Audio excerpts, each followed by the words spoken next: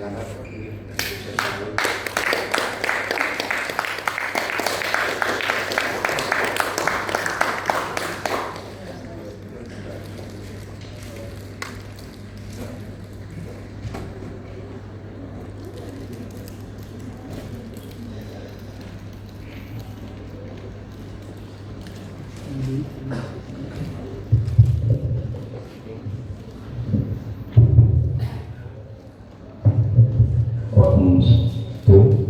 Om Swastiastu. Terima Bapak Profesor Dr. Teman Komputer Listrik yang saya hormati, tim promotor, promotor 1, Bapak Dr. Terus, Universitas tahun MA, promotor 2, Bapak Dr. Sardian Eko, kebersamaan, Bapak Ibu-Ibu, dan jadi semua ini, pengujinya, gender semua.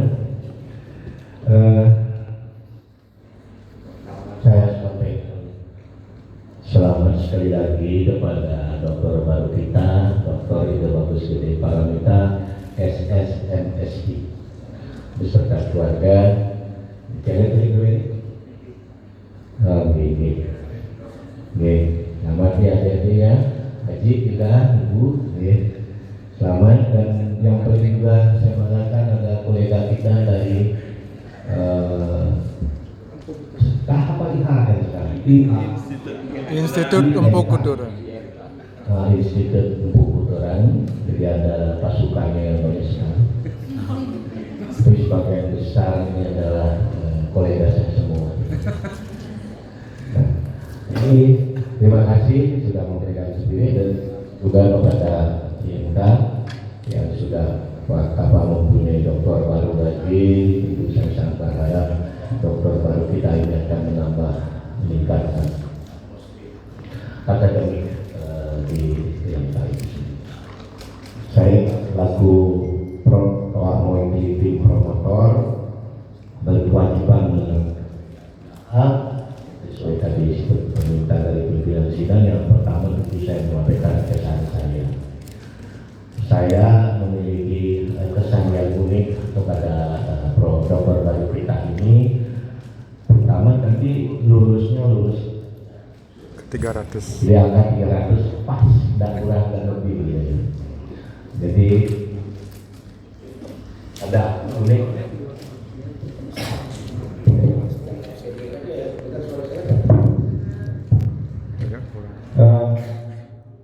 Lalu yang kedua, dokter baru kita ini Bapak Dr. Bagus Gede Dharma Paramita MSI memiliki tanggal lahir 11-12 dengan saya. Beliau lahir 11 Februari, saya lahir 12 Februari. Sebelah dulu, ya. Ini uniknya. Bisa dilakukan KTP. Bisa dilakukan KTP. Nah, ini oleh Januari jauh ya. Jadi 11-12 Februari. Ya, nanti Akuari ikan bahaya sejak kali itu sulit ya, sulit itu Pak. Jadi si yang jelas akademisi yang sangat bulat tekun saya mendampingi dan dulu S1 juga kan kolega saya. Lalu sampai S1 surat kerja S3 bertemu lagi dengan saya selaku promotor. Jadi jodoh lagi. Jadi beliau sangat bulat dan tekun, disiplin di dalam akademik dan juga di tridharma yang lain termasuk pengajaran dan pengertian. Jadi itu bisa dilihat di dalam buku kecil di belakang ada hal aktivitas beliau yang menunjukkan apa yang saya seperti itu. Nah itu yang pertama. Yang kedua, nah ini yang paling penting. Disertasi dokter baru kita itu kalau saya tidak salah hitung jumlahnya 358 halaman. 358 halaman. Diuji promotornya untuk meringkas memberikan makna supaya jadi satu halaman. Kira-kira gimana caranya? Tapi bagi saya aman gitu ya. Jadi baik. Tapi dokter baru kita sudah berjuang dengan segala kekuatannya, kompetensinya. Nah sekarang saya dikasih pergulatan kuasa simbol itu. Kita beri baru kita dan tadi juga sama kita uji. Jadi sebenarnya kata pergulatan itu sendiri sudah ini adalah dualitas, ya, dualitas dan dialektika. Pergulatan itu sendiri. Jadi dualitas dan dialektika. Kalau mau mempasangkan, kalau di dalam tradisi Bali namanya ruwo binede, diambil oleh Pak Prof. Mohon jangan disalah. Itu satu. Ruwo binede di dalam konteks Bali itu lebih mengedepankan daripada dualisme. Itu kata kuncinya. Bagaimana dia memandang dualitas? Jadi sesuatu yang dibedakan tadi, dibedakan itu dipasangkan, namanya pasang sakit. Itu kata kuncinya. Itu Pak Profesor. Jadi supaya nanti silakan itu satu nggak apa-apa. Bisa direkam loh pendapat saya. Jadi dualitas dipasangkan, kalau dia dipertentangkan tidak akan menghasilkan apa-apa. Makanya orang Bali menyebut pasang sangke. Ini yang jadi bambu sampunan tungkalikan pasangan. Pasang sangke laki-laki kita. Kira-kira begitu. Nah itu jadi disitulah mau ada beberapa komponen tadi. Mana disampaikan oleh Dr. Baruti. Saya sempat tadi menanya sebenarnya pertanyaan saya hanya ingin menegaskan saja. Dari arena pergulatan kuasa simbolik itu ada di mana? Itu ada di birokrasi desa.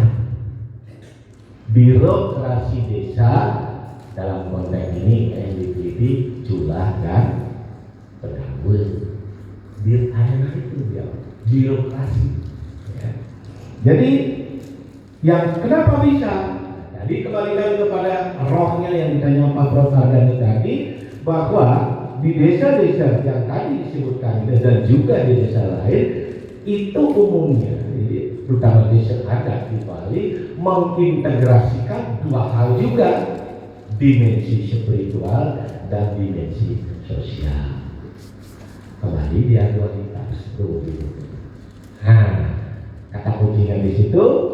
Lalu kita bermain, kalau pergulatan pasti ada yang bergulat, ya. Jadi yang bergulat di sini ditemukan oleh dokter baru kita dua komponen yang ini karena disadar ya politik. Kemudian ada juga nanti sedikit-sedikit beririsan dengan partikel, ya, kalau disebut sangket atau baku berarti ketika dia mengiris. Nah di situ kita lihat mau bicaranya tentang apa tadi dia melihatnya dari sini teori Bourdieu, Foucault dan Kant. Sudah gampang dia bicara, dia kemudian melihat praktik sosial. Begitu sehingga dia melihat bagaimana terjadi habitus tadi, pengalaman pengetahuan yang tidak selalu manis, kata-kata Bourdieu, bisa datang menderita atau histeresis. Barangkali itu terjadi di perlakuan Tuhan. Dan itu menjadi habitus berkonfigurasi mereka Rusia, Syria pakai strategi merebut ranah tadi, jadi ranah birokrasi desa ada. Nah di situ kemudian bertemu dengan juga istilah kuasa pengetahuan, ada permainan di situ, ada permainan ideologi, jejak genealoginya atau historisnya, ada epistem-epistemnya, ada patahannya, ya. Jadi ada struktur dan hadir bermain di situ di ajang itu tidak diulas oleh Dr. Baruti. Nah, mengapa itu bisa terjadi? Kembalikan lagi. Saling adanya dualitas.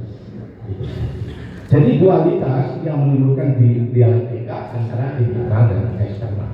Jadi itu selalu terjadi mulai kala ini kita bicara apa birokrasi, tentu ranah pertamanya adalah ranah apa arena politik ya.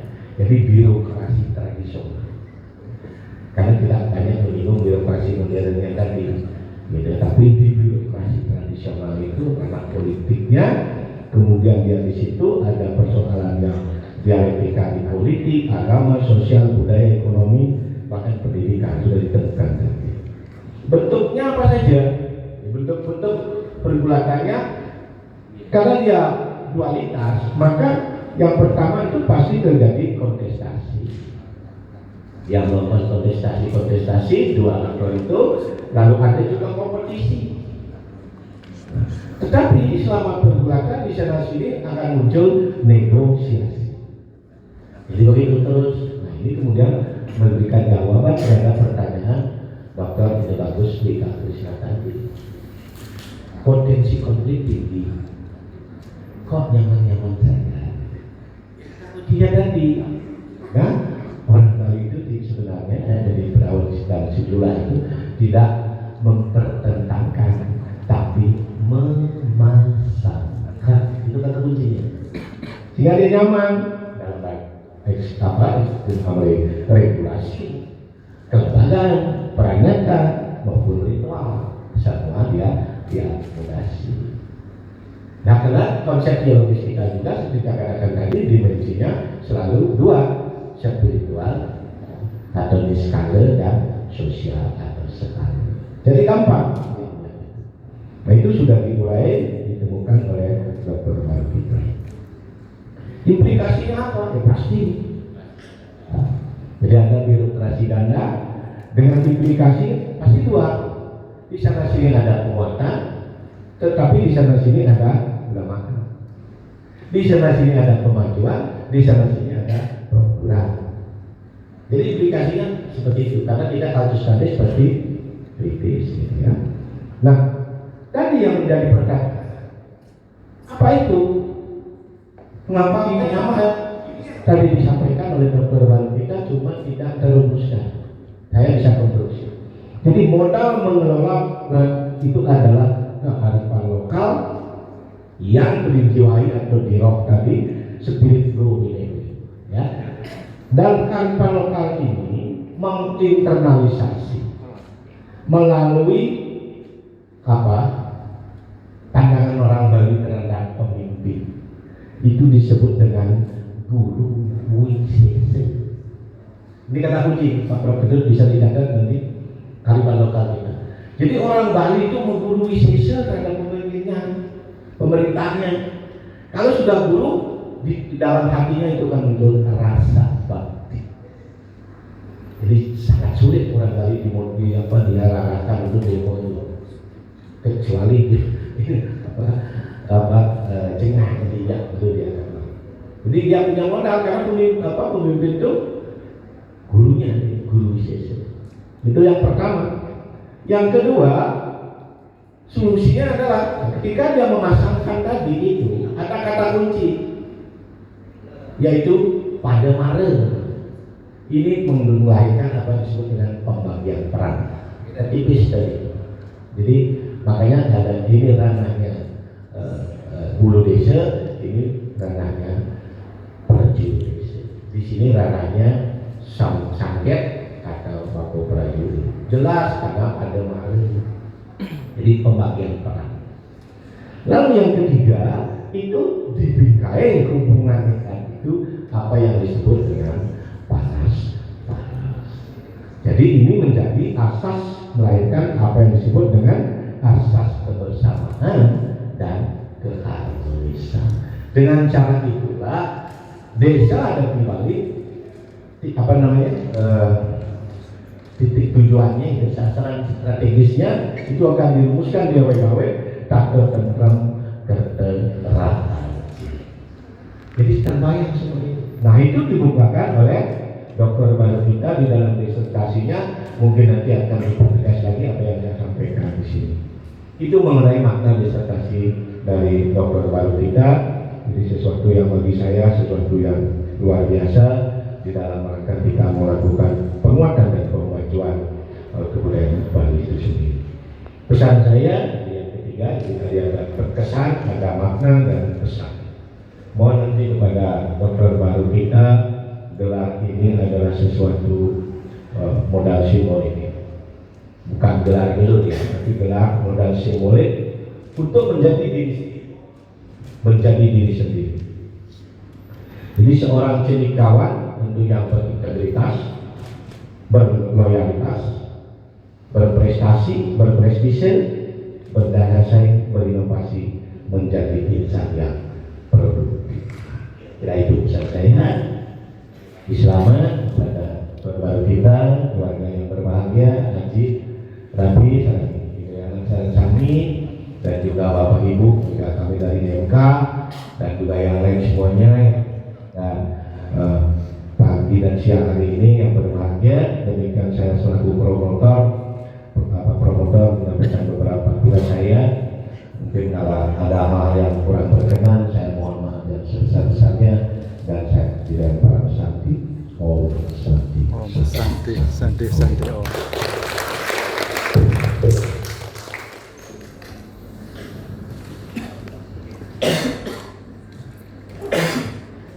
Acara berikutnya adalah closing statement dari Dr. Baru kita. Silakan menyimak apakah ada perbedaan nada pidato sebelum dan setelah dokter. Silakan. Baik, terima kasih yang saya hormati pimpinan sidang Bapak Profesor Dr. Nyoman Darmaputra atas waktunya. Closing statement pertama, terima kasih banyak saya ucapkan kepada motor Bapak Profesor Dr. Nyoman Soeharto, Bapak Dr. Ido Bagus Gede Pujiasawo, dan juga Bapak Yan Suwardiana. Begitu juga dengan Dewan Penguji yang selama ini sudah memberikan saya banyak masukan, di mana masukan tersebut sangat berguna untuk saya untuk melakukan penyempurnaan, untuk menambal kebolongan di sana sini, yang nanti harapannya ketika disertasi yang tercetak dengan siku besi itu adalah disertasi yang jauh lebih dibandingkan dengan apa yang saya presentasikan saat ini. Pada selanjutnya orang tua saya, Aji dan Ibu, istri saya, anak-anak saya yang sudah mensupport saya selama ini, ada saudara saya juga yang hadir di sini yang berpakaian adat, ini semua saudara, ada adik, ada Aji juga, ada ipar. Terima kasih banyak sudah meluangkan waktu dan juga mensupport saya. Begitu juga teman-teman yang datang dari Singaraja jauh-jauh, terima kasih banyak. Kalian luar biasa. Saya terharu melihat banyak teman-teman yang datang ke sini. Yang awalnya saya sedikit kecewa sebenarnya ketika saya presentasi kok sepi gitu. Ya, Macet Ji, macet. Ya, teman-teman yang datang untuk memberikan support pada saya. Pokoknya I love you all. Terima kasih. Mohon maaf kalau ada salah kata. Terima kasih banyak. Terima kasih Kiatan, dokter baru dan calon penjuru. Ringbut desa adat kebetulan. Dengan sekali lagi mengucapkan puja dan puji syukur kehadapan Tuhan Yang Maha Esa, disertai ucapan terima kasih kepada semua pihak yang telah ikut berpartisipasi dan membantu penyelenggaraan profesi doktor, dan dengan permohonan maaf atas segala kekurangan yang terjadi, maka sidang profesi doktor dinyatakan ditutup.